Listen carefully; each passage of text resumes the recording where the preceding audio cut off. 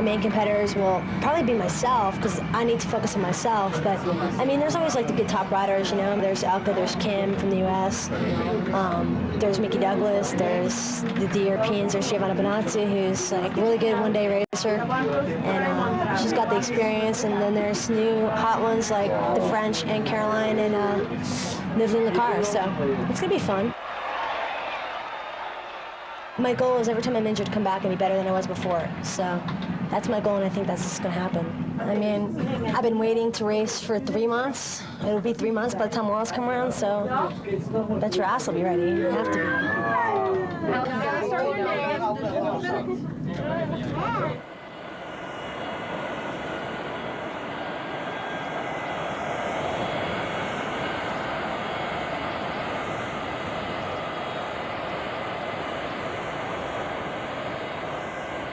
So one day you decide, wouldn't it be cool to go off to some exotic place to do some serious riding and get a major cultural experience on the way?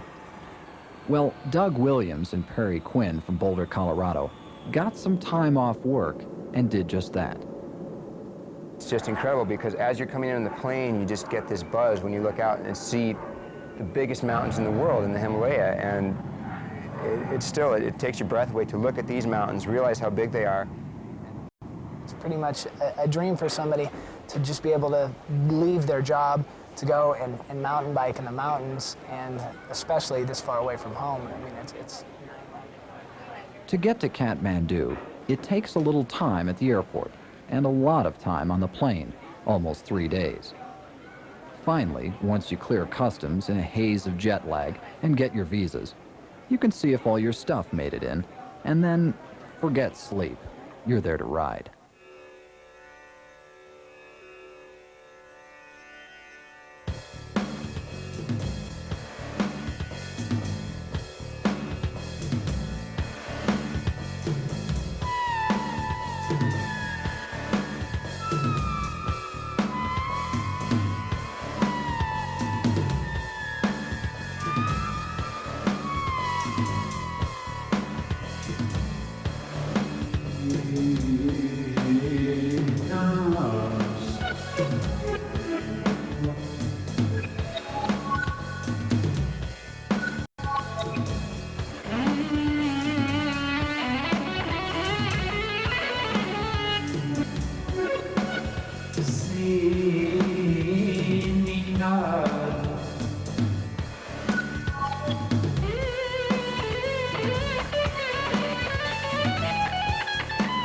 It's like every corner, every turn downtown, you're dodging dysentery, keeping your mouth shut, jumping body parts.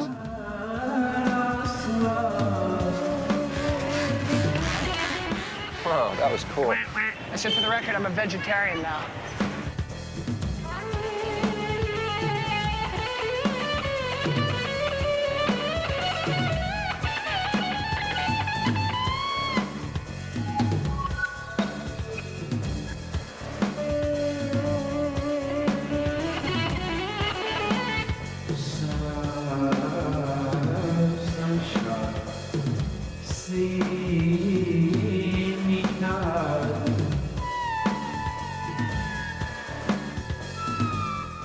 This sucks. We'll just put these up here.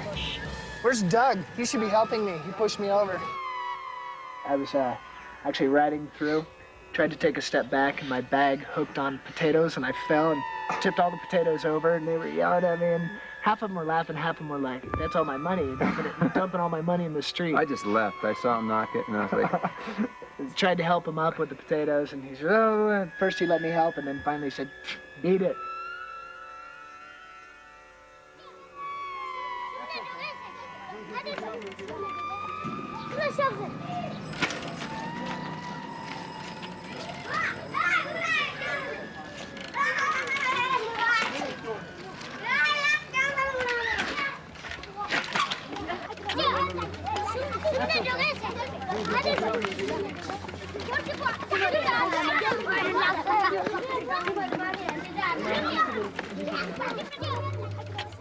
Nepal is an amazing place. When we first get here, you know, you're just overwhelmed. It's just a sensory overload of smells and sights and sounds.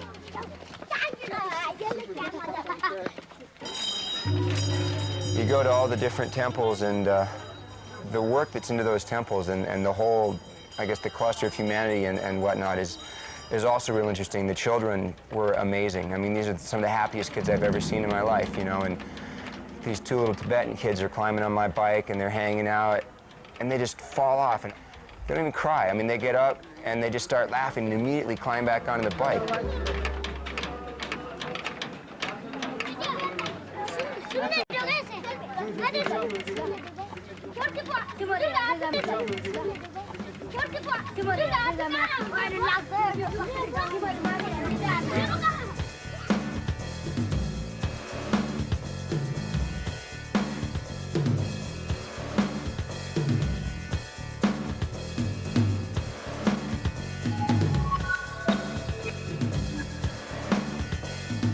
Being on a bike it's a great way to do it. You can see a lot more ground that way, and you're interacting, you're traveling within their environment. You're not passing through it in a vehicle that kind of cuts you off. Harry and Doug had the good fortune of meeting up with Tenzing, a Tibetan refugee who lives in Kathmandu and works for Himalayan mountain bikes. He helped them find some good rides, took them to all the sites, and filled them in on some of the local jargon. What's a gearwala? It's a person who comes to the bicycle with lots of gear on it. Like a fancy, Yeah, high-tech... yeah. There should be some gear on it than the normal Coghead. bike. Yeah. Yeah, at home we call them cogheads or tech weenies. All right. Is that right? Yeah. Yeah. Somebody was calling Doug that downtown in Kathmandu. No, it was you. No, They it was called you a gearwala. No, they called It wasn't you. me. Yeah, it was you. They just tapped their head at me. They called you the gearwala. When I was downtown, I was riding along and I just barely buzzed around this rickshaw, and then I was sitting there and he came by and he went like that, and I wasn't sure if he said he liked my helmet or if No, he is was it telling on me to, your- you know... No, is it on your head? He just put No, he it- didn't touch me. He touched his own head. He went like that. Yeah, all right. Then it's like you got the nice helmet. Nice helmet? Yeah, Okay. he liked That's your good, because I helmet. thought maybe he was, you know, giving me the bird or something. You see, here we are. Yeah. Yeah, at Gomja, and now we can go up to Bhaktapur.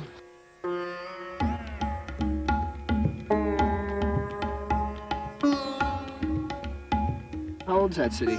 It sounds from 16th century. 16th century? Yeah. It used to be a kingdom here by itself, you know. I mean, Nepal is so many kingdoms, but now it's into one.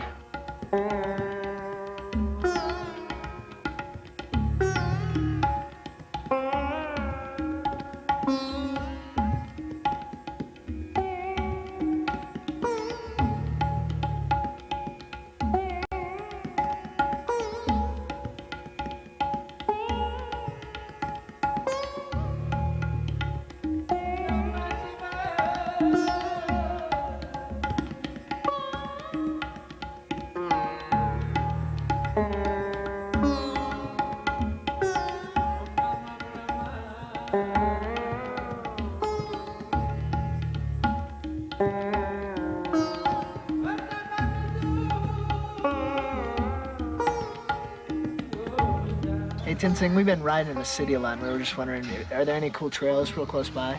Yeah, you can go up to Nagakot. What is Nagakot? Is that a village? Yeah, it's a village up on the top of the hill. From there you see all the Himalayas on the front. Any single track riding up there? Yeah, Nagakot is here, but we can do this trail. It's a single trail. Yeah, I'd like to stay on trails instead of road. So is that It's go, really what, cool 28, one. 30,000 feet right in there?